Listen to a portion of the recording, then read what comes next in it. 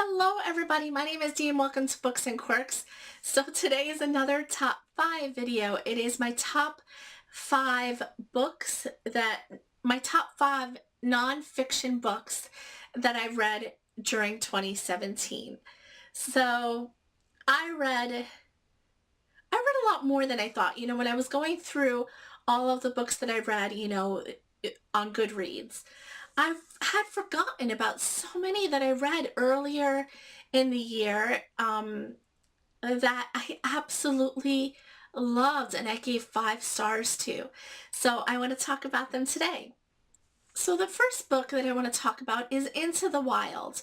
I have a physical copy of this book and I can't find it for the life of me. So this book I read earlier in 2017, and it is about a young man that sort of can't find himself. And after graduating college, he decides to sort of take off. And in taking off gradually over the course of a few years, he gives everything away. He just has basically the clothes on his back. He gives all of his money away, like he throws it away. Like he doesn't have a car, doesn't have anything. He lives off of what he can get basically from people or from the land, and he just travels throughout the US and ends up in Alaska. This was a strange book, but I loved it nonetheless.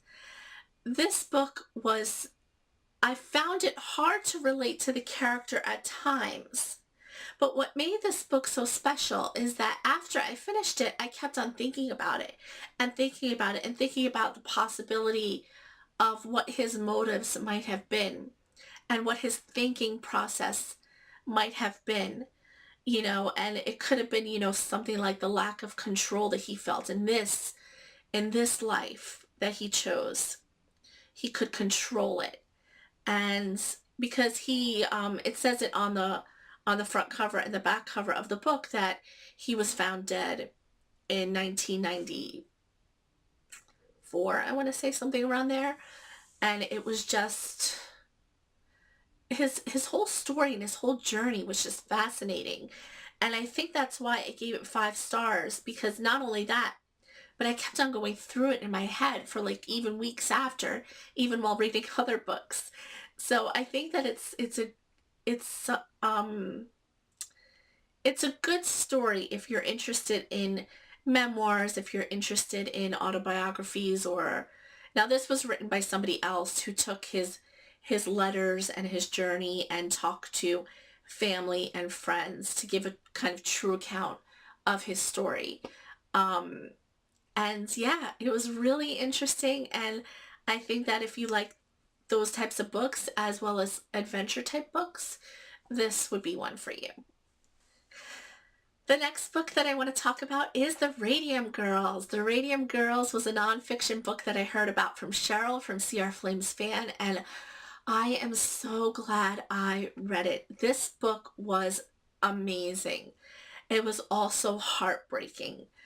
Radium was like the big thing in the early 20th century, rather. In the latter part of the 1800s, Madame Curie and Pierre discovered radium, and they worked with radium, and they didn't know at that time there were any harmful effects. And that carried over into the early 20th century when radium was being used for a variety of things. And all of these factories started, coming up and hiring young girls. And it was like it was considered a great job. You got good pay, good hours, and it was like a coveted type job. And they would go out at night and everyone would be looking at them because they would be glowing from head to foot from the radium. And they didn't know that they were being slowly poisoned. So what's so important about this book is not only the history of these factories and everything that radium was used for. You know, everybody thought radium was the next great thing, and like nobody knew any of the harmful side effects and the horribleness that it can do to you, in terms of cancers and all those other things. So this book follows their story of, you know, a bunch of girls working during that time, and also the influence they had in creating legislation that we still have to this day that really protected generations after them from going through what they went through, and from really studying radium and studying what it can do to the human body. So yes, excellent book, heartbreaking book, but I highly recommend it. I think it's important to remember these women, not only because of what they went through, but what they did to protect others. So the next book that I want to talk about is The War of the Roses by Alison Weir. This was the first Alison Weir I picked up, and it is a nonfiction book about everything that happened during the War of the Roses, and also what caused the War of the Roses and the aftermath of the War of the Roses. So the War of the Roses, I did a whole review on this as well. I'll post it below, but basically it was the majority of the 15th century when people were kind of fed up with the kings and queens of that time. They were spending money very frivolously. England was bankrupt, and people were suffering. And there were rebellions and battles, real battles. People, I mean, this was real war. It was kind of civil war. And it was basically between the House of Lancaster and the House of York, and each had, you know, huge armies of people behind them. And it was basically a war for the crown. You know, they felt that they were deserving of the crown. They had some sort of blood tie as well. And they basically wanted to overthrow the king at that time but it had, you know, this book goes into a huge history. You know, this book starts off during the time of Richard II, in the early 1300s. So it really gives you a good account of what happened to bring about not only the 100 Years' War, which preceded the War of the Roses, but then the War of the Roses. And it's just an amazing account. I took so many notes while reading this book, and I absolutely was enthralled the entire way. And I highly recommend it if you want to know more about English history, if you want to know more about the War of the Roses, because I picked this book up because I didn't know anything about the War of the Roses, and I was genuinely interested in learning more about English history and, you know, what this was all about. And yes, excellent book. And I do plan on rereading it, maybe next year or the year after, to freshen up my memory of some of the events. The next book that is part of my top 5 for nonfiction is The Princess Diaries by Carrie Fisher.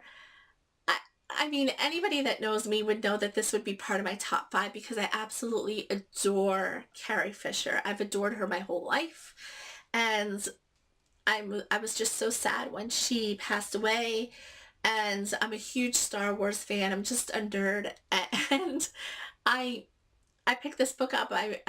I love her writing. I love Wishful Drinking, which is another book by her, which I found hilarious.